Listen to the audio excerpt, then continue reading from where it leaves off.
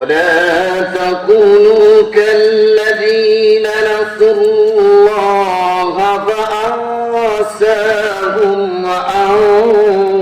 أنفسهم أولئك هم الفاسقون.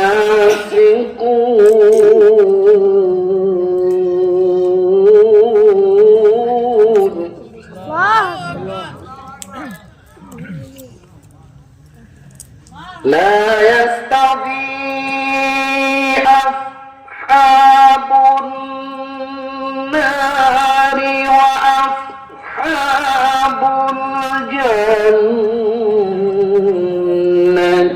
أصحاب الجنة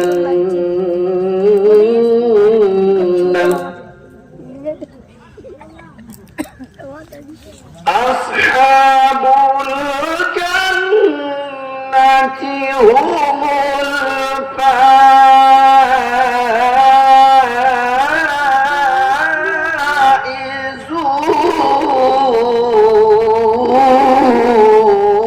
الفائزون. الله أكبر. لو أنزلنا هذا القرآن على جبل لرأيته خاشعا متصدعا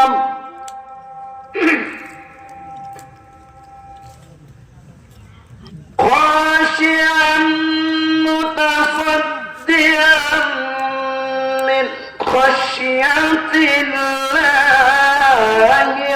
وتلك الأمثال نضربها للناس. الله أكبر.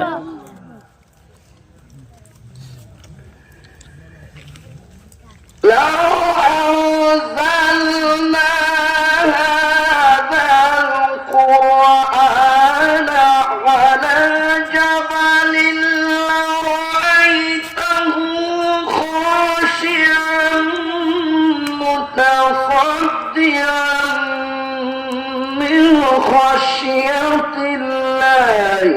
وتلك الأمثال نضربها للناس.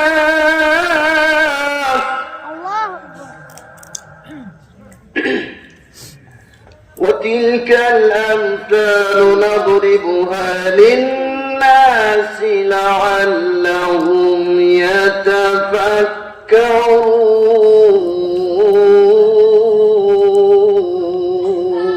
يتفكرون. الله أكبر. صدق الله العظيم.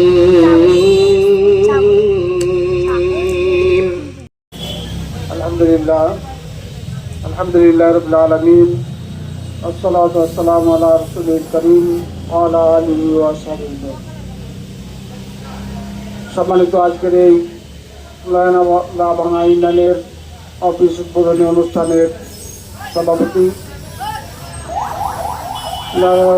ভাঙা ইউনিয়নের সম্মানিত আমির জনাব হাফেজ মাওলানা মনিরুল ইসলাম, উপস্থিত বিশেষ অতিথি বাংলাদেশ জামাত ইসলামী শ্রীপুর উপজেলা শাখার সংগ্রামী নায়েব আমির ও সেক্রেটারি, অন্যান্য নেতৃবৃন্দ, প্রান্তীয় ভাইরাম, আল্লাহ তাআলার শুকরিয়া যে আল্লাহ তাআলা আমাদেরকে এই ধরনের অফিস উদ্বোধনী অনুষ্ঠানের আসার সুযোগ করে দিয়েছেন।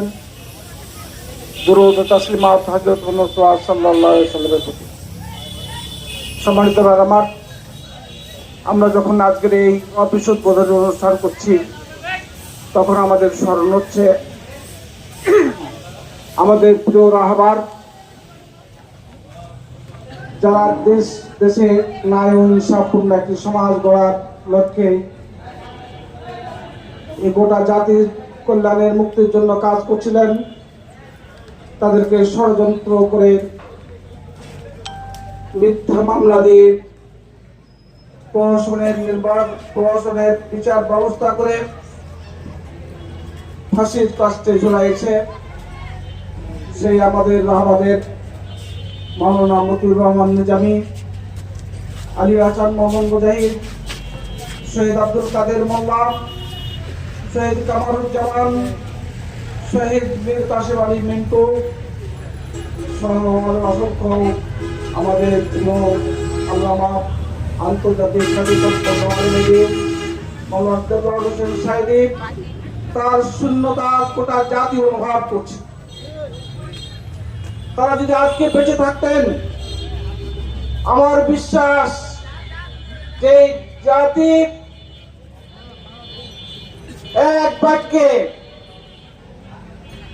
বিপুল সমর্থন দিয়ে আমাদের রাবাদের হাতে দেশের দায়িত্ব বুঝিয়ে দিবে, কিন্তু এই জাতি আজকে তাদের শূন্যতা অনুভব করছে, হারে হারে অনুভব করছে। এই ইসলাম বিরোধী শক্তি ফ্যাসিস্ট সরকার তারা আগে অনুভব করেছিল যে আল্লামা আব্দুল্লাহ হোসেন সাইদিকে শেষ না করলে আমাদের ক্ষমতায় টিকা সম্ভব হবে না।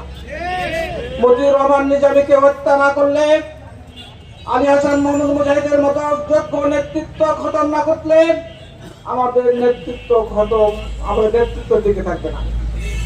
এই বিশ্বাস থেকে তারা এইভাবে ষড়যন্ত্র করে হত্যা করছে। আমরা নার্ভাস হয়ে গেছিলাম, গোটা জাতি নার্ভাস হয়ে গেছিল। এই স্বৈরাচারের সরকারের জুলুম নির্যাতনের শিকার এমন কোন সেক্টর নাই, এমন কোনো কেউ নাই যারা তার নির্যাতনের শিকার পরিণত হয়।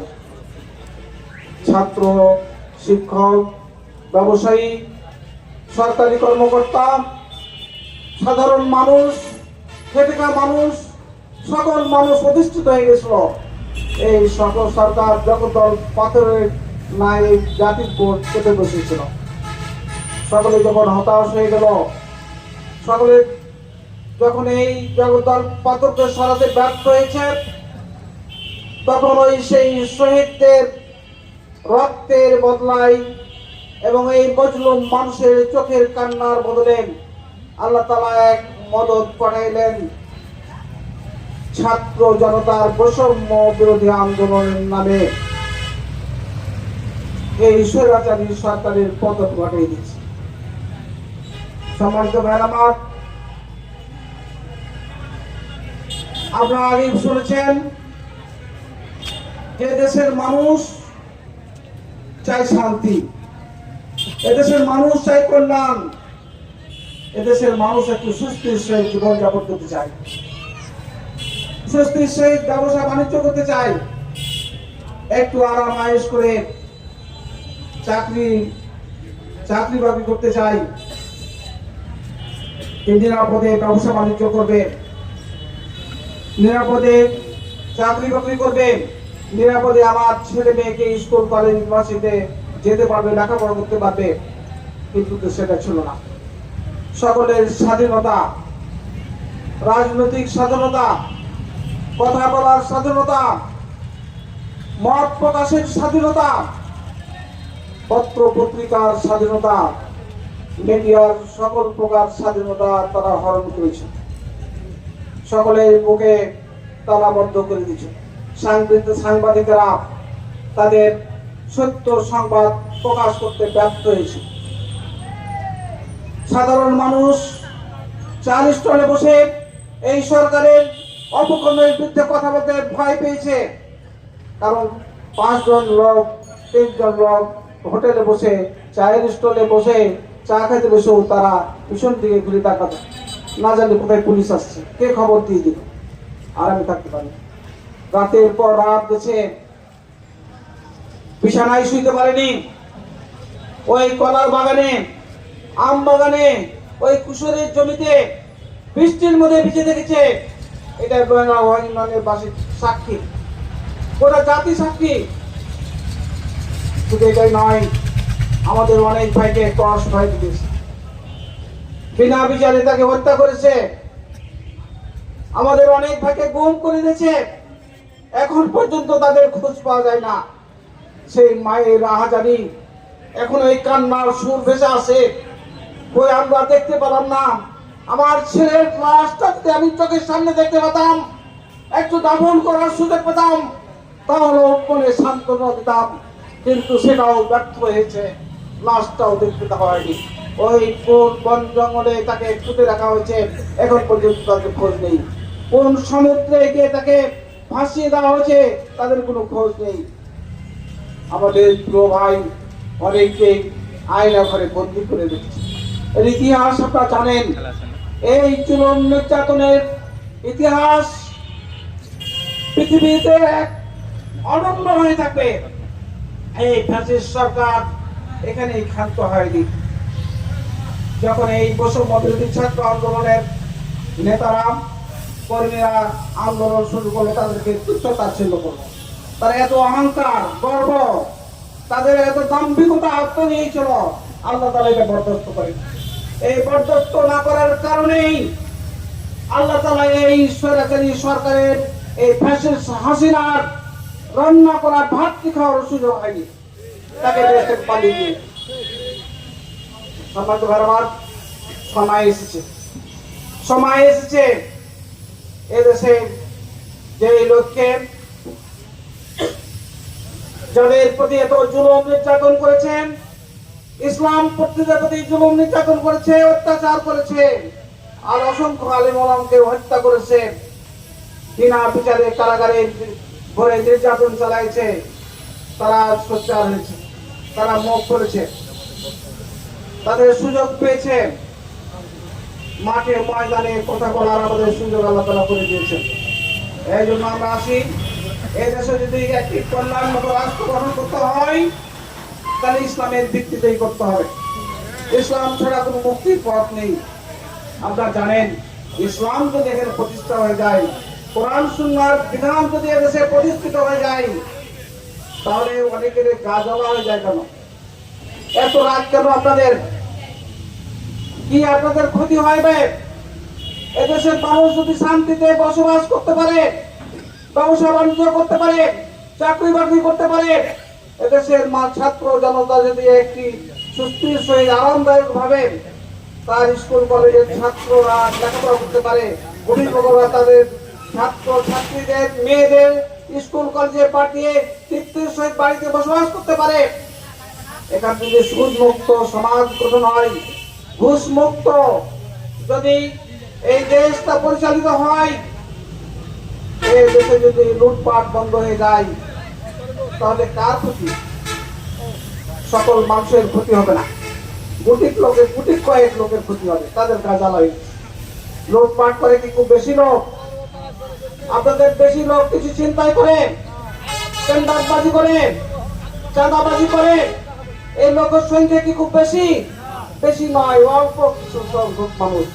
আপনার ভয় পান কেন? আমাদের ভয় কিসের?